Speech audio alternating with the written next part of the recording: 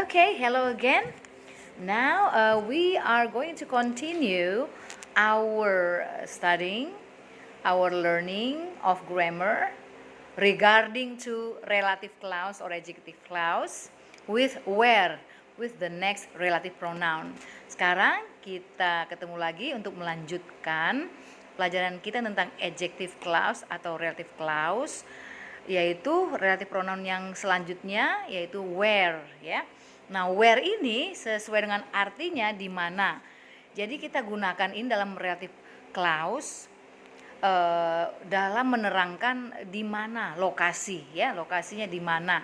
Contoh, ini adalah rumah di mana nenek saya tinggal. Jadi artinya tidak berubah di sana sesuai dengan arti sebenarnya, arti asalnya, ya.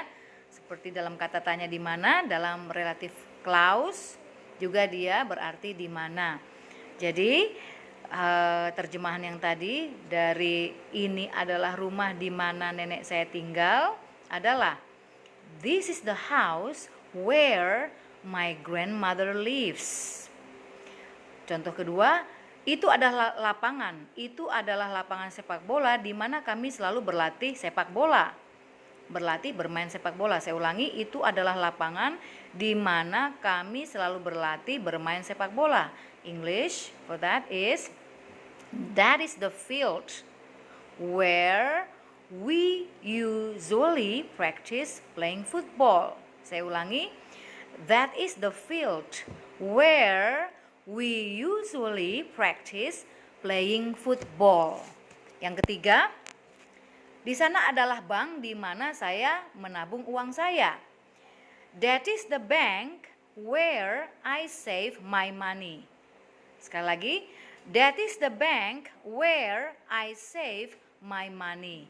Itu adalah contoh-contoh penggunaan where di dalam relative clause, ya, relative clause. Jadi dia menerangkan di mana apa yang kita lakukan di dalam satu lokasi. Nah, ini sering membingungkan jika kita melihat bahwasanya kadang-kadang tidak selalu dengan where satu kata lokasi itu, kadang-kadang pakai that atau which. Misalnya seperti ini, bank yang besar itu terletak di sebelah rumah saya. Nah, bank memang adalah lokasi, orang-orang bisa melakukan sesuatu di dalamnya, tetapi dalam konteks kalimat ini kita tidak membicarakan kegiatan di dalamnya, dalam lokasi tersebut, tetapi gedung bank itu sendiri. Jadi diri bank itu sendiri, ya, tentang bank itu sendiri. Jadi kita tidak bisa menggunakan where karena itu tidak membicarakan lokasi, dia membicarakan gedung itu, sifat gedung itu, objek itu sendiri, ya. Jadi kita harus menggunakan the bank which is big, the bank that is big, seperti kita pelajari di pelajaran pertama. Bahwasanya which dengan that bisa dipakai untuk non-human yang bukan manusia, ya. Karena which khusus untuk non-human, kalau that dia netral, bisa human atau non-human. Saya ulangi, bank yang besar itu terletak di samping rumah saya. The bank which is big atau the bank that is big is located next to my house. Ya, the bank which is big or the bank that is big is located next to my house.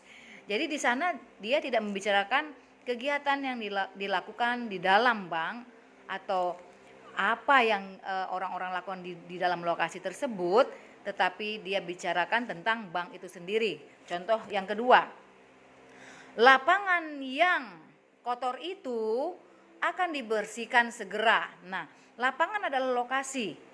Tetapi karena konteksnya bukan membicarakan kegiatan dalam lapangan, melainkan lapangan itu sendiri, kita tidak bisa memakai where, melainkan that atau which. Contoh, the field which is so dirty will be cleaned. Ya, atau the field that is so dirty will be cleaned soon. Jadi seperti itu. Dan terakhir, contoh terakhir adalah sekolah yang selalu tutup itu hari ini dibuka, ya. Jadi di situ bukan bicarakan kegiatan dalam sekolah, tapi sekolah itu sendiri. Kita tidak bisa memakai where, melainkan that atau which.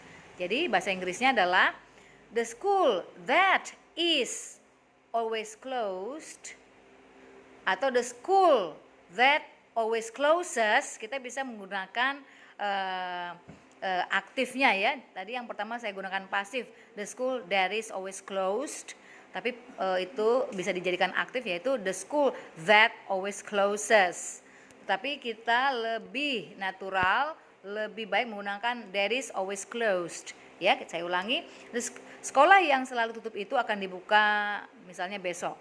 The school that is always closed will be opened tomorrow.